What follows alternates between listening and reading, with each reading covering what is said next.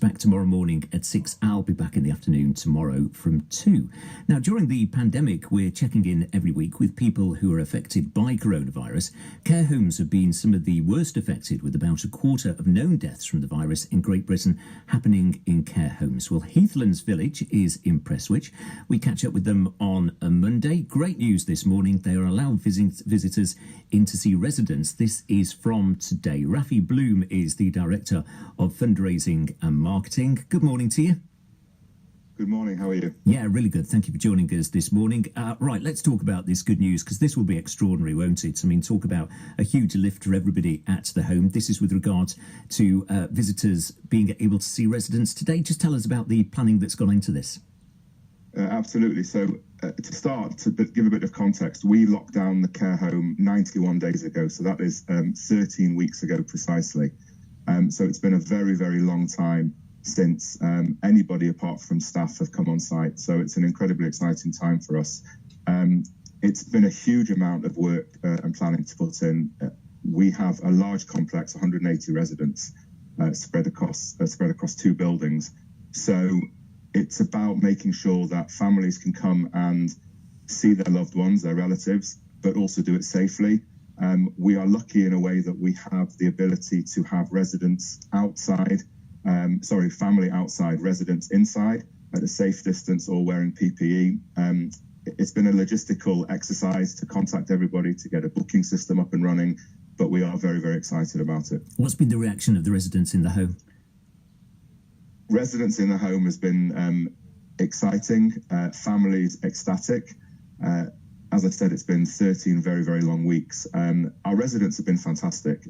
They've adapted to the situation with, I guess, a stoicism, if you will, and an attitude that is reminiscent of their generation. You know, we've got lots of residents who are in their 80s, 90s, and 5 over 100. So they've been through lots of different experiences in their life, and they have really adapted to this really well. But I think everybody now is absolutely over the moon that we can now reconnect loved ones in a sort of, you know, in a physical way, if you will, without obviously physical touching. I mean, this is going to be such an emotive day. I know you're going to be videoing some of the relative reunions, aren't you? Absolutely, definitely. I mean, we've tried all the way through this period to film and record as much as we can and share it with our community and on social media, so people can see that our residents' lives, as much as possible, are still going on. You know, our activities team have worked tirelessly to provide lots of different activities for our residents. Remember that as a sort of a facility, we're also the centre of the community. And before this, we had 1,000 people a week coming through our doors. We had a bustling cafe. We had volunteers who came on site to run activities, to do residents' nails and hair and things like that. So it's been a real sea change over the past 13 weeks. But everybody is really looking forward to this week and the coming weeks. And we hope that we can continue to do this. Obviously, you know, we've got to make sure that it's done in accordance with safety guidelines. And if we do have symptomatic residents or residents who fall ill again with COVID, we obviously will have to reassess how we do it. But at the moment, we're going ahead with it. And I've got to say, because often they do get, criticised, but Bury Council throughout this COVID-19 crisis have been fantastic to us.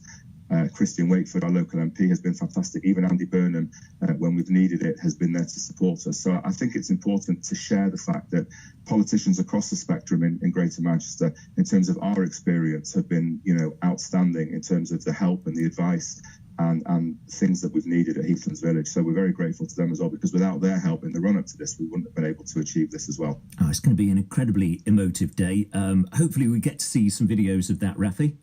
Absolutely. We'll definitely share them with you. Yeah, lovely to talk to you this morning. We'll obviously do an update next week and find out a little bit more about that.